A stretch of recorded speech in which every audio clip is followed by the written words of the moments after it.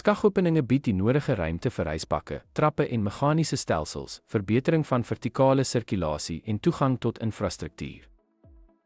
Maak die skaggereedskap in die argitektuuroortjie oop om 'n opening in die vloer te skep. Teken die grens van die skag binne die vloeroppervlakte waar die opening benodig word. Spesifiseer die hoogte en diepte van die skag om al die nodige vloere binne te dring. Verifieer beleining met strukturele elemente en omliggende kenmerke. Stel die skageienskappe soos brandgradering of isolasie indien nodig. Voltooi deur te klik op voltooi wysigmodus en die skag sal deur die gespesifiseerde vlakke sny. Die skep van skagopeninge is 'n kritieke stap vir die akkommodasie van geboudienste en die versekering van naatlose vertikale integrasie oor vloere.